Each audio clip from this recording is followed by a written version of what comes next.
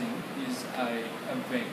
It's not a process. So what I find is a lot of investors will go online, they'll find a property and say that's the one that I want, and then they'll actually go and make some effort towards buying it, and then realise that there's some other stuff that they need to put in place, strategies, finance, what their goal is. So we've got some form of scarcity. So if it's a house, I like to have scarcity of land. So in nice built-up areas that have got all the lifestyle options that are close by, whether that's public transport, whether that's the local restaurant or the school or whatever those lifestyle drivers are, needs to be close, and have no availability of fresh land. And also where you can afford it, scarcity of architecture. So period homes, if it's in Brisbane, it's the Queensland, or if it's in Melbourne, it's Netherwood or Victoria. So if you can afford some form of scarcity of architecture, that's a good thing. Like established properties, less than 20 in the block, no pool, no caretaker, no lift, typically a 30s style deco. There is an argument in the market, you should absolutely go positive cash flow, you should absolutely go capital growth, and I just think it's irrelevant.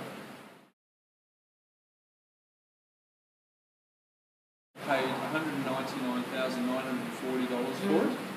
It was a 3-bedroom apartment, and huge mistakes. So at the time, the median price in Perth was $158,000. So it doesn't sound like a lot of money now, but back then my knees were shaking. I had a few people saying I made a silly decision. But so a couple of learnings that I wouldn't repeat. One was in a block of well over 100 in the block. So that didn't prove to be all that successful because it was mainly rentals, hardly any owner occupiers.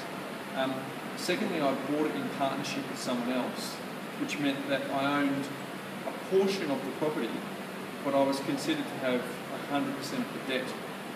So it's called joint and severably liable for the loan. So although I owned a portion of the property, I was considered that I actually owned all of the debt.